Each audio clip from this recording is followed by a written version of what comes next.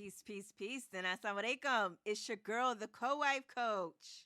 Peace, peace, peace, and welcome to the Poly Talk podcast. I am Mecca, the co-wife coach. I am your host, and let's jump right into the question that was submitted. Okay, the question reads: how can I effectively communicate with my co-wife to avoid any conflict or misunderstandings? Now, first and foremost, kudos to the person that submitted that question because that's absolutely amazing. So that question, we're going to go over it. It kind of falls into the category of co-wife communication. And you may hear me talk about it from time to time. You may even see or possibly even attended an event that is specifically talking about co-wife communication. But on this podcast, we're just going to break a few points down, some really important keys to be able to take away, and hopefully it'll unlock, let's say, effective communication with you as far as with your co-wife and within your family dynamic. So the first thing is to be prepared to have whatever conversation, especially in the beginning stages. Have some type of communication in a safe space. And safe space doesn't mean that you're in harm, but a safe space that is private, that is going to allow both parties to feel comfortable, and at the same time that's going to be able to support the communicative conversation and energies that each party would like to be able to have with one another. So having that safe space could be a coffee shop. It could be a cafe, maybe even a restaurant. But I know you like, Mecca, who said I want to spend money? Don't worry. You can go to a park. You can actually go for a hike or a walk. Hey, it's your girl, Mecca, the co-wife coach. I got a question for you, sis. Are you really struggling with polygyny? Yes? Well, guess what? I got something for you. If you go to my website, thecowifecoach.com, there's an email list, and it literally says, are you struggling? Go and make sure that you put in your information so that way you can, one, be on my email list for when we have upcoming things that we're sharing with our list first. But most importantly, I have a video for you that you will receive for free 99, okay? You'll receive that video in your email. And that video is a video that is going to be covering 2 key points that can help you with your process as far as with your journey through polygyny. Hope that's helpful. Take care. I would say if you was to go to the park, bring some goodies, bring some food, bring a few beverages that both may possibly enjoy, and also make sure you bring maybe a source of reading, like whether it's a religious book or some blank sheets of paper and some pens. And I'll tell you what you can do with those a little later. But bring some things that's going to be able to enhance as well as, welcome each party into that space. But creating that space for everybody to feel comfortable and a little at ease as they're getting ready to prepare to have a conversation that may possibly, if it was done maybe recently, previously, or if you heard about it before, where it was a little intense or a little, kind of like stressful. We want to get all of that out the way. So safe and secure space is obviously top tier, number 1. The next one is to be prepared to listen. Now, even if you're the one that may have issues, and maybe both parties have issues, but the one thing that you don't want to do is be so focused on your issues to the point where you're not listening to what the other party is saying and sharing. So being prepared to have that part, which is being open and being calm and being ready to be able to be an observant listener as well as speaker, okay? And I know in some cases, some people may call it active listening.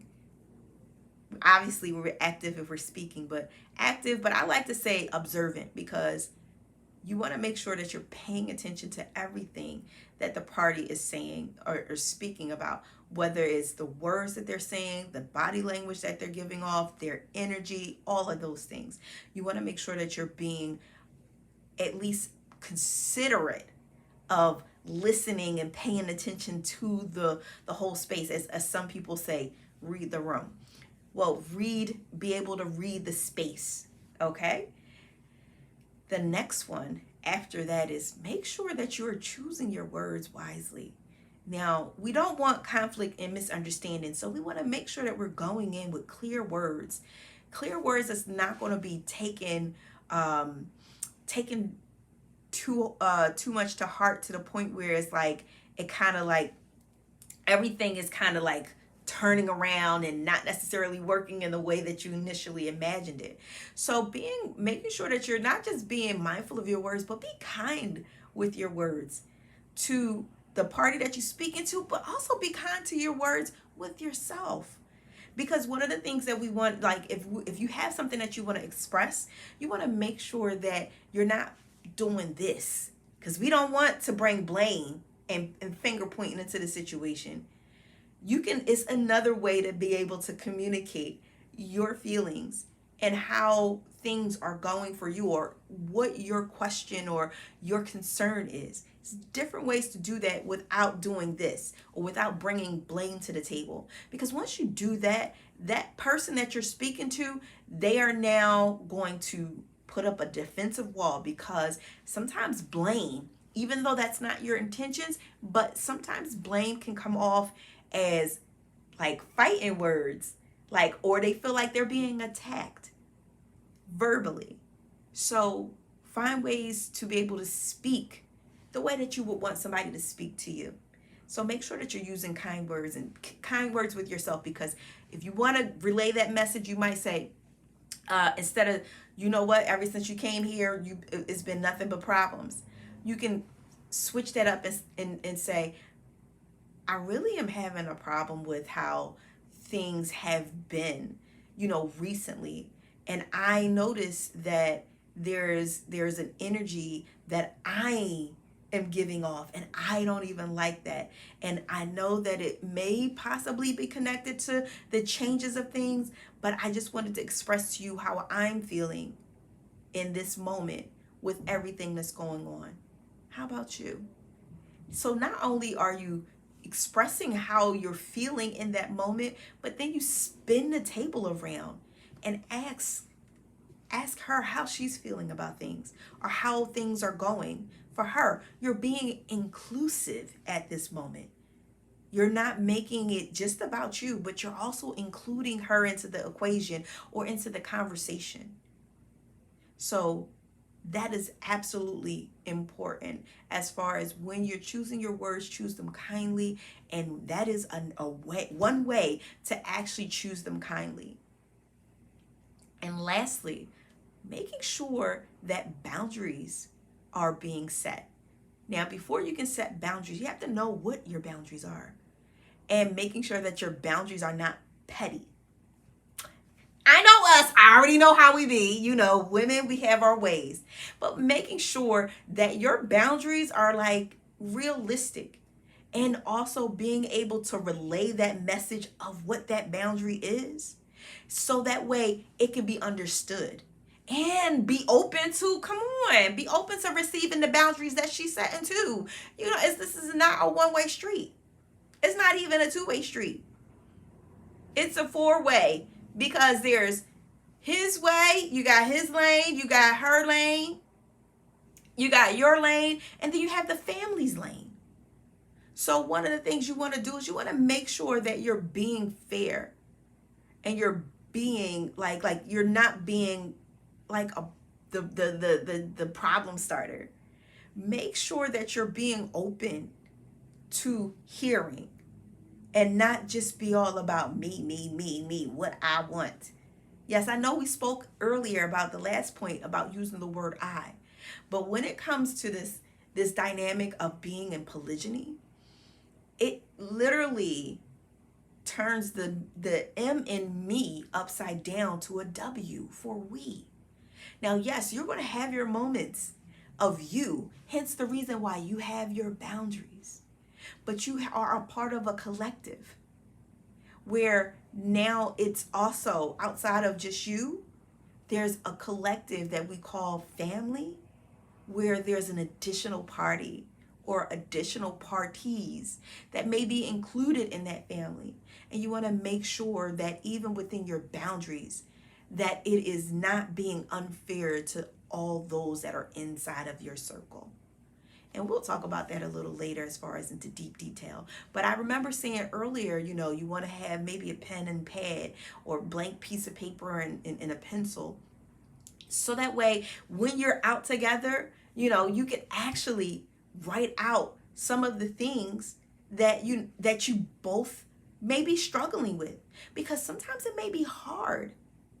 It may be difficult. It may be challenging for you to be able to speak some of the words that you really feel. So if you don't already have a pre-written letter, write a few things. You can, and this can be almost like an icebreaker. Write a few things about yourself as far as who you are, how you are, and why are you here, and what are some of your concerns. So that way the both of you can switch and actually read it, and the conversation can start from there. Because you know what? You never know that the both of you may actually have one or a few things in common that may be on those papers. And that within itself is also an icebreaker. But to be able to kind of be open to getting to know one another, and this is the final point. Getting to know each other as individuals is absolutely important. Yes, she is his other wife, but she is also a person. Who is she as a woman, as a person? Get to know her. Get to know one another, in order for you to be able to also have a better understanding of how to communicate and how they communicate. So that way you can avoid some of the conflicts and misunderstandings and have effective communication. And then on that note, we're going to get ready to wrap up this joint. That's right. We're going to wrap up this Poly Talk podcast episode number 1. That's right, episode number 1. We're going to wrap this up. I am so happy to be able to have this moment with you as we embark on our podcast journey. I look forward to speaking with you and sharing some questions, some topics and other subjects that I know my dear beloved sisters have or need support in when it comes to this polygynous journey. Until next time, I am your host, Mecca, the co-wife coach, and y'all take care. Have a beautiful remaining day and week on purpose and with purpose. Peace and assalamu alaikum.